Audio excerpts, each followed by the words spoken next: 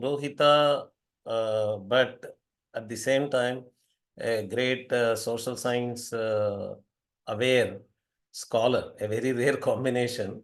A person having skill on both sides, being a traditional purohita and also a very well versed in contemporary social theories is very rare. But we have such an ambidextrous Sabyasachi scholar, Sahishnu Bhattacharyya. He is now working for a project in Austria. So we had to schedule his talk to suit his time zone. He is now going to talk about Kanyadāna. He published an article some time ago when there was a feminist movement in Bengal, where a particular feminist group started performing marriages without Kanyadana and all that. Then now he is updating that article. He has done more research on that topic, and with an updated version of what he presented at that time, in removing the misunderstandings about Kanyadana, he is now going to present his talk on that topic. Sahishnu Bhattacharya, namaste. Namaste. Is my voice audible? Yes, you are very much audible. Yes. Okay. So today what I wanted to talk about is to revisit some of the arguments that I presented earlier in my article on India Facts, and to add some material, some analytic points. I have divided what I am about to say into three parts. First, I will look at the Purva Paksha a little bit, which is short, because the complaints and the arguments that we find against Kanyadāna is limited to a certain genre only. Thereafter, I will look at some of the arguments from the Shastras, and I will attempt to clear the misconceptions that we have. And the third section, in the form of a Siddhanta, will be to understand why this kind of contestation keeps cropping up time to time, and what we can learn from it, and what it tells us about the state of things. At the very outset, this is kind of a cycle that runs in the media every wedding season. Whenever it is wedding season, newer series comes out, new articles, sometimes rehashing old arguments. But boiling them down to a simple form, it is often misconceived as a regressive ritual which dehumanizes a woman as being mere property, and thereby perpetuates an oppressive and patriarchal practice. Now, many often ask that is a daughter a mere property that she can be given away? That is one question. And often, I have to point out here, is that this kind of thinking there are also two dimensions here. Within the fields of study, academically speaking, that try to understand India, both in India and outside, there is a question of using certain kinds of theoretical models, certain kind of sociological thinking to understand these traditions. So the closest link that we have is with some of the Abrahamic religions, specifically Judaism and Christianity, which have had a tradition of giving away the bride. The Christian priest at the altar at a wedding specifically has to formulaically say who giveth this woman. And in the beginning during the pre-colonial and colonial times, where India was still an exotic culture, this was the closest model to compare to and understand India. And to this day, many people often see Kanyadāna as a giving away of the bride. the question for me that I will primarily try to answer is whether how much this is true. Can one give away a bride? And is that what Kanyadāna means? Now, in addition to many arguments, especially stemming from urban regions. Now, that's another problem that we have that is not often talked about in studies of Indian culture, society, and religion, is our urban and rural divide. If we live or come from more rural regions or semi-urban regions, we find that Indian social life is enmeshed. Many cultural institutions have a continuity of meaning. But the more urban we become, the more apartment-based living that we have, the more distant and fragmented our perceptions become. So many of the cultural meanings, some which are from Hinduism, so many traditions and practices which were originally intended for social and communal living in harmony, tend to lose their meaning. So even in the context of a wedding, so to speak, weddings, the very term vivaha or udvaha is the older term, has a sense, it carries with itself the verb vahatu, vahan karna, to take away. How does that happen? The groom's party arrives, they stay, the marriage is conducted, and the bride returns. Now in villages, we still find this. But in the city, everyone is too busy. In modern city living, we don't have any time. In the last decade itself, among the weddings that I have seen, it is the same community hall or hotel being booked, and it's happening in the same place. So where does how does the groom arrive, or how does the bride arrive? It is at max from one end of the hall to another. So the vahatu sense of vivaha or udvaha, these start becoming invisible. Not entirely meaningless, but they start becoming metaphorical. So here we have to know where these are coming from. The situation of Kanyadāna is also similar. Now,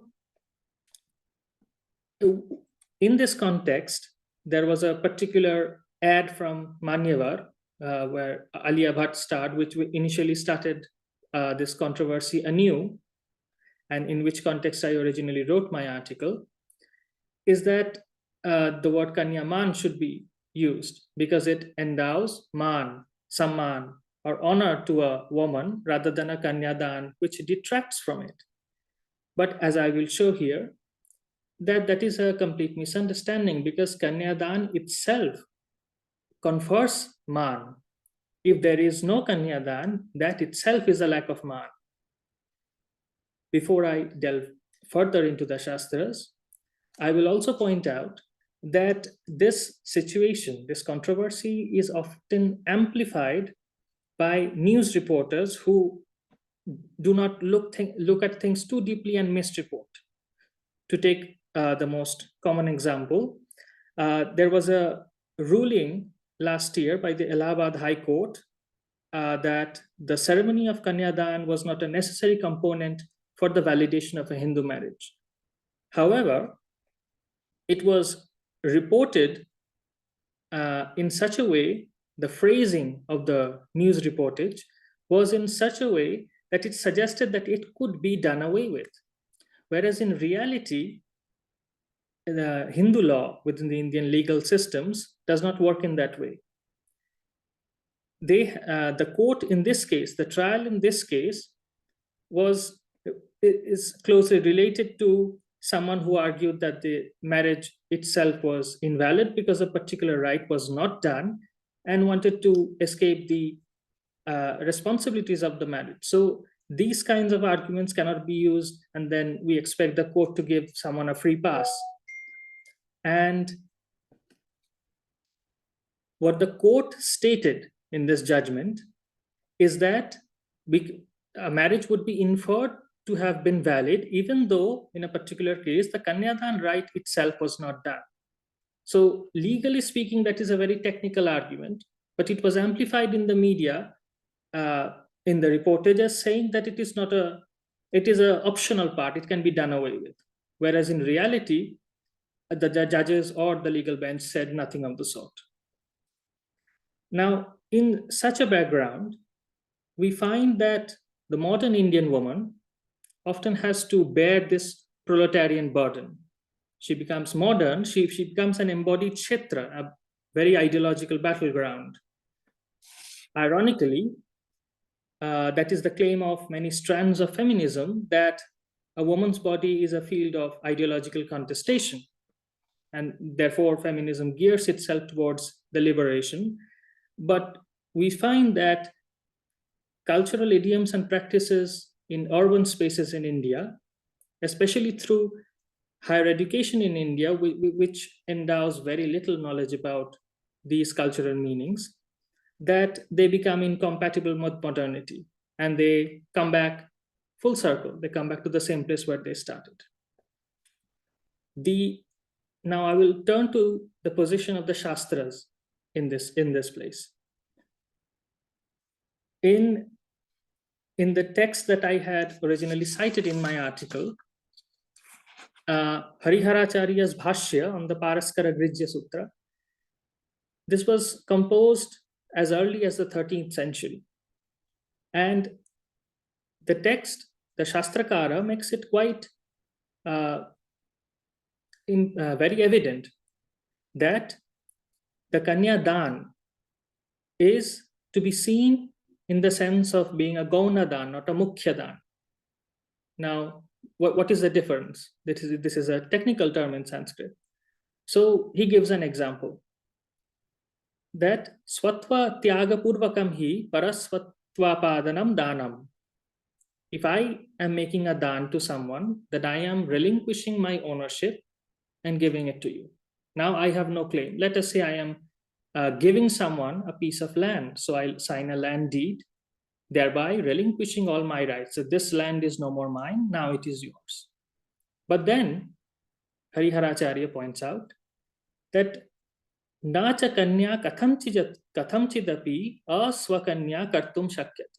There is no such power. It is not possible that someone who is my daughter becomes someone else's. That is not possible.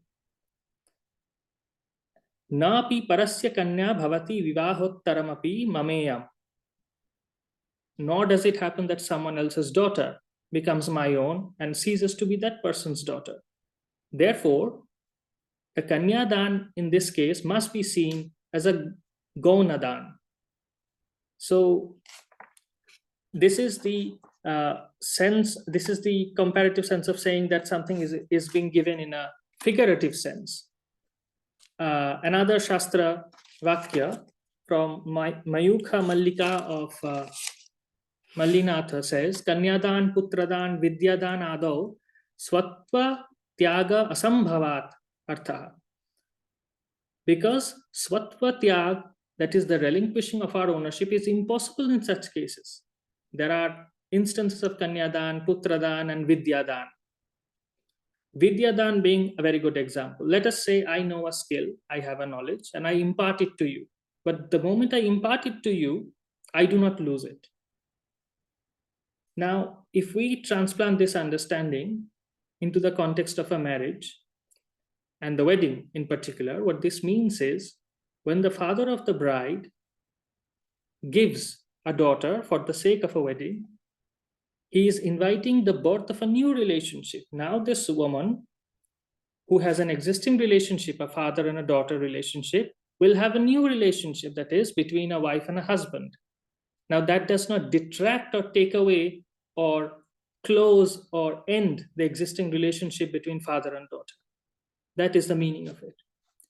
How can we understand the figurative sense of the word dāna? Let us take an English word, if that is easier to imagine for us. On a stage, for instance, let's say the anchor is producing someone, let's say a singer who is about to come on stage, and they take the mic and say, I give you so-and-so, and then there is applause. So this giving sense, there is nothing actually being given. another example may be, let us say in Indian languages, we say to give a slap to someone.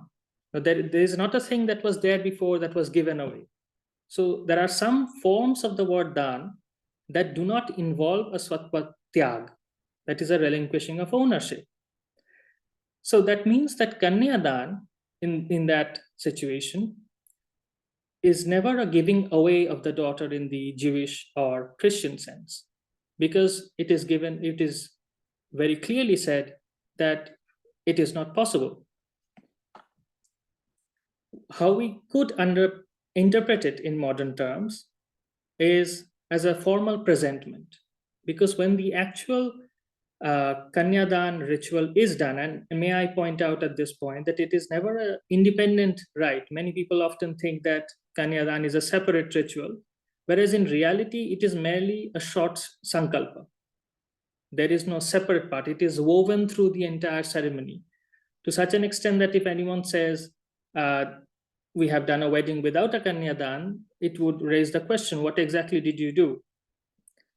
So to take a look at this, I want to look at this sankalpa itself. Now, the paddhatis that we have in circulation, they have consistently undergone an evolution, as it is very normal. While they derive from the Grijya Sutras onward and through many Smarta Nibandhas, these have time and again followed a familiar template. The particular one that I am about to cite now is from the 11th and 12th century, called the Daśakarma Dīpika, written by Pashupati, the elder brother of the poet Halayudha, who is said to have lived in the court of Lakshmana Sen in Bengal. Now, in current Bengali ritualist practice, we use two versions. One is the Samavediya and the Yajurvedya. The Yajurvedya follows roughly the template set by Pashupati, and then later shortened to some extent by Raghunandana. Now, if I look at that specific Kanyadāna Sankalp, I find that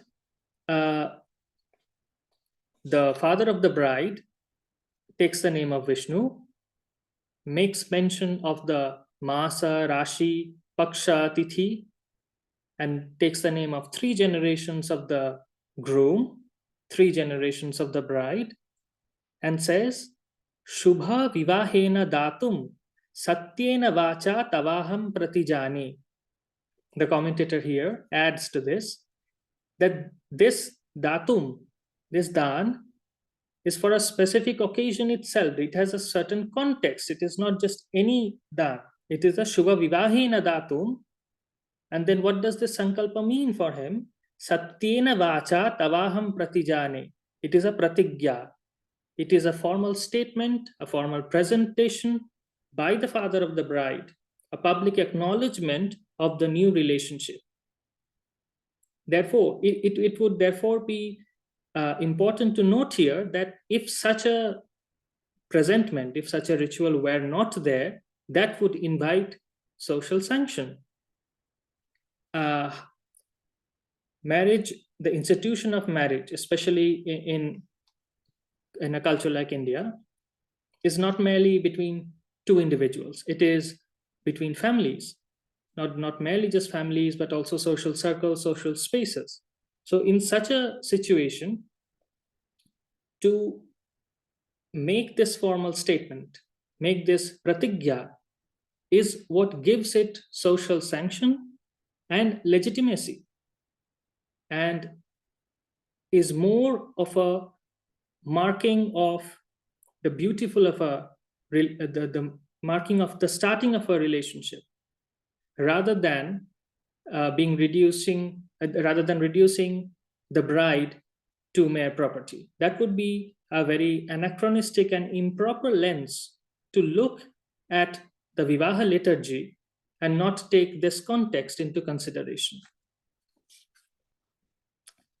A similar, when we talk about Putradāna, one may ask, when does the Shastras ever see Putradāna? very few people have heard of it. And yet in the Upanayana ceremony, there is the usage of a term paridadami, paridāna, which has a related meaning. When the Manavaka comes to get his Gayatri Diksha and is accepted by the Acharya, the Guru entrusts him to many deities. Om Prajapataye Tva Paridadami, Devaya Tva Savitre Paridadami. So the Shastrakaras here say that what does this Paridadami means? It means Samarpayami. But that term itself may also make us think, what does Samarpayami mean? Are we giving up? Are we leaving it? Are we consigning it to some higher power? That too is explained. Sarvapachantyartham prajapati prabhiti bhyastvam samarpayami. It is to entrust someone with responsibility. It is a way of blessing. So Kanyadana also, while not being the exact kind of dāna in Upanayana, it is much more than the simple idea of giving something away or merely transferring ownership, which it is not. Now, within the tradition, some often struggle with this because this is not taught or explained in detail in many places.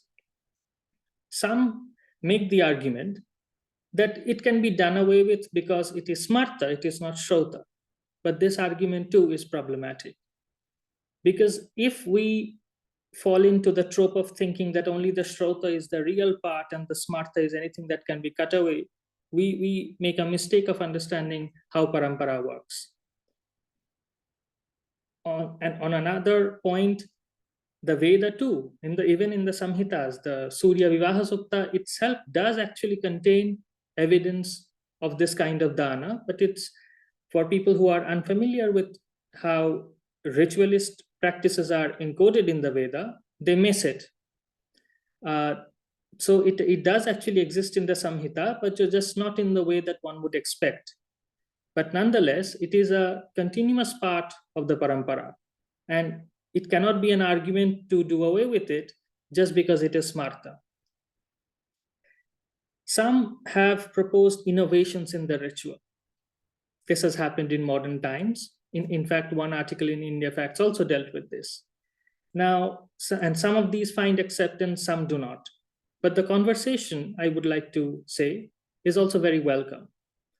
Because we cannot limit cultural practice or ritual practice as something that doesn't change. It's never supposed to change. As society changes, these also have to reacquire newer meanings. What if we do not do that?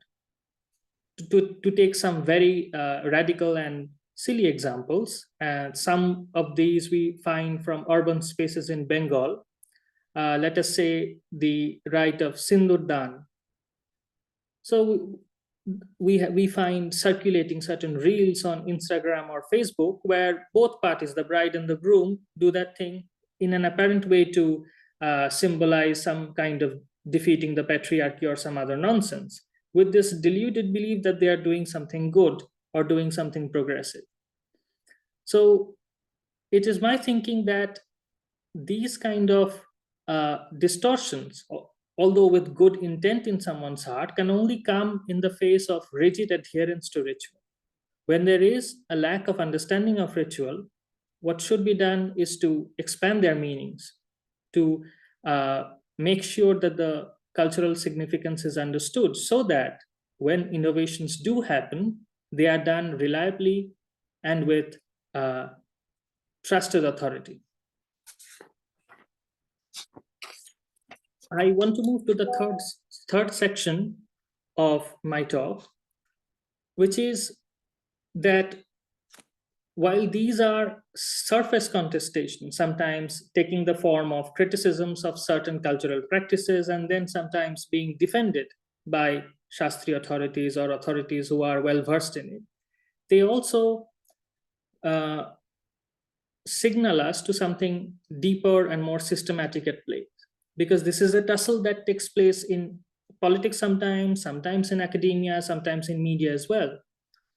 And there is a kind of performativity to compete to become a society's or culture's savior as a self-serving performative act that glorifies an iconoclasm.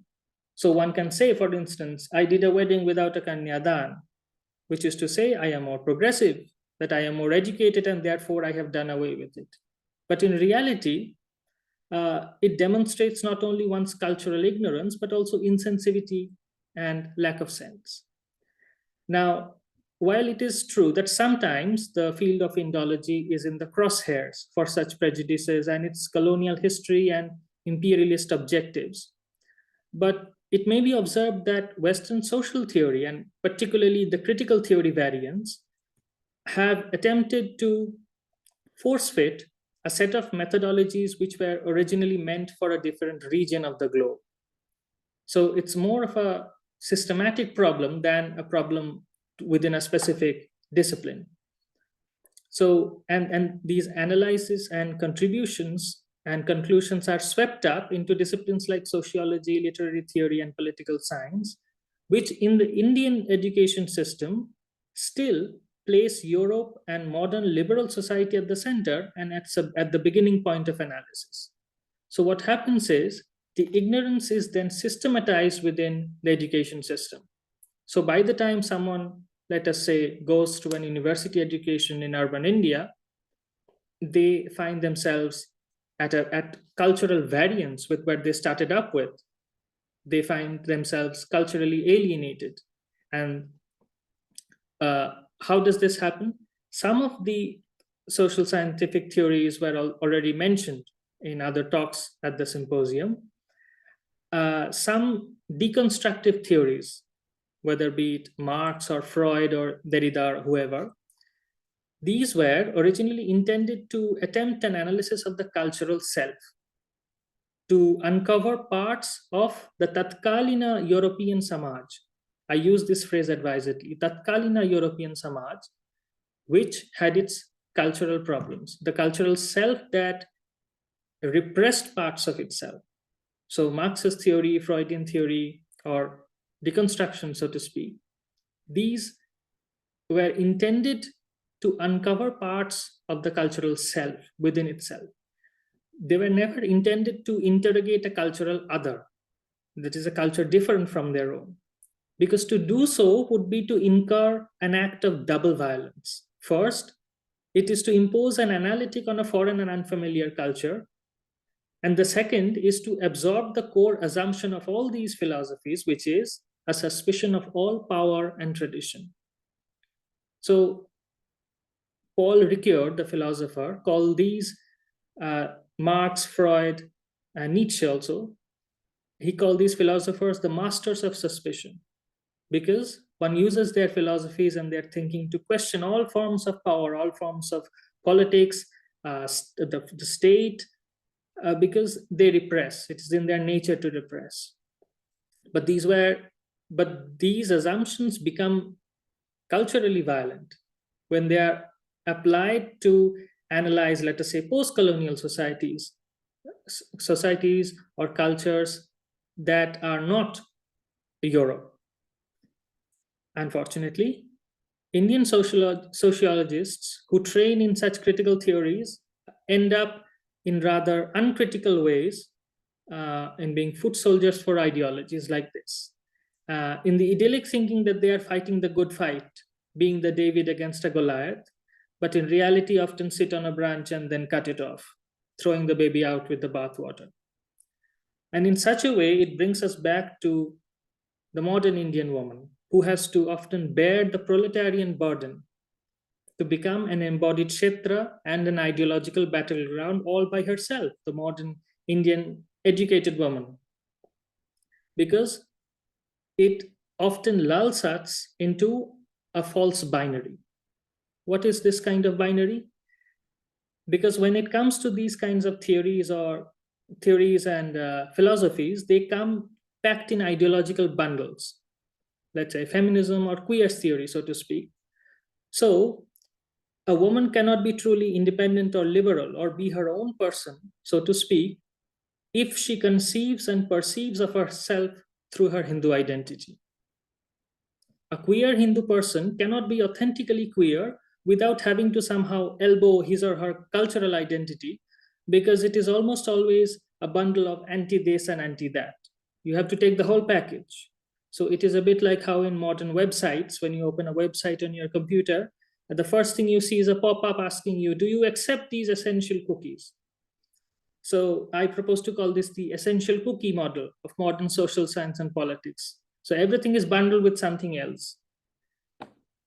And yet, when we look beyond the problems of